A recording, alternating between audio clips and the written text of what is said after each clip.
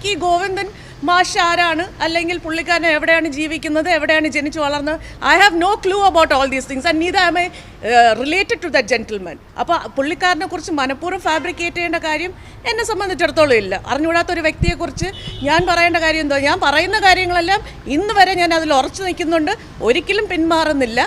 ഇങ്ങനെ എന്നെ പല കേസിൽ കുടുക്കിയിട്ട് എന്നെ തോൽപ്പിക്കാൻ ശ്രമിക്കേണ്ട. I will go on fighting till the end. So എനിക്കത് എന്നോട് ഒരാൾ വന്ന് ഇന്നാര് പറഞ്ഞു വിട്ടതാണെന്നും പറഞ്ഞ് പറയുമ്പോൾ എനിക്ക് ആ തേർഡ് പേഴ്സൺ അല്ലെങ്കിൽ മിസ്റ്റർ ഗോവിന്ദനെ ഡയറക്റ്റ് അലിഗേറ്റ് ചെയ്യേണ്ട കാര്യമില്ല. അങ്ങനെ ഒരു അലിഗേഷൻ ഞാൻ നടത്തിയിട്ടില്ല. ഞാൻ പറഞ്ഞത് വിജീഷ് പിള്ള എന്ന് പറഞ്ഞ ഒരു ജെന്റിൽമാൻ എന്നെ അപ്രോച്ച് ചെയ്തു, എന്നോട് ഈ നാട് വിടാൻ പറഞ്ഞു. It is very dangerous for me to live in this country. അതിന് 30 crores ഓഫർ ചെയ്തു, പുതിയ പാസ്പോർട്ട് ഓഫർ ചെയ്യുക, ചോയ്സ് ഓഫ് മൈ കൺട്രി, ഏത് കൺട്രിയിലോട്ട് വേണോ എന്നെ അവർ വിടാം. അതിന് ഗോവിന്ദൻ മാഷാണ് പറഞ്ഞു വിട്ടത്. അവർ അയൽക്കാരാണ്, അവർ ഫ്രണ്ട്സാണ്, അദ്ദേഹത്തിൻ്റെ മകൻ ഫ്രണ്ടാണ്.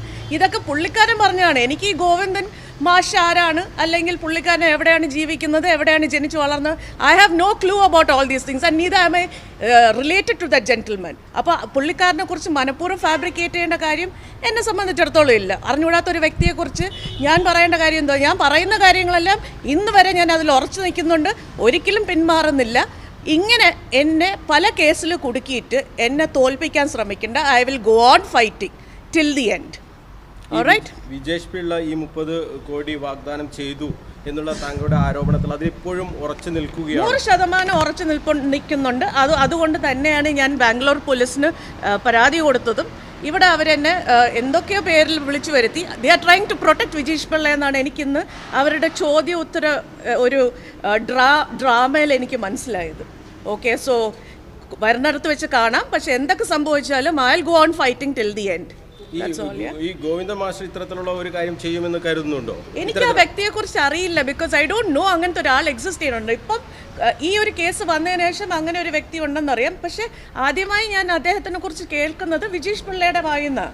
എനിക്ക് അയാളെ ജഡ്ജ് ചെയ്യാനോ ആളെ കുറിച്ച് കൂടുതൽ അന്വേഷിക്കേണ്ട ആവശ്യമില്ല. I am not into politics, neither am I interested. It's not my cup of tea. Whether it's Mr. Govindan or his son or whoever it is not my cup of tea. And it's not a defamation case filed by the Honorable Chief Minister or filed by Mr. Govindan. It is by somebody who is unknown to me, who is not, related to me at all. Somebody from the party. Not yet. I have no clue on what is happening with that case. Anyway, ഇന്നത്തെ drama purely ഒരു torture മാത്രം തന്നെയായിരുന്നു. But then നിങ്ങളുടെ കണ്ണൂരിൽ എത്തിക്കുക എന്നത് ഒരു ഏതെങ്കിലും തരത്തിലുള്ള ഇനിയിപ്പോൾ എൻ്റെ ജീവന് ഇനി എന്തെങ്കിലും ബുദ്ധിമുട്ടുണ്ടോ എന്ന് എനിക്കറിയില്ല. അല്ലെങ്കിൽ ഞാൻ പോണ വഴിക്ക് എന്നെ തീർക്കാൻ വല്ല പ്ലാൻ ഉണ്ടോ എന്ന് അറിയില്ല. പക്ഷേ എന്താണെങ്കിലും സ്വാഗതം ചെയ്യുന്നു, അത്രേ ഉള്ളൂ.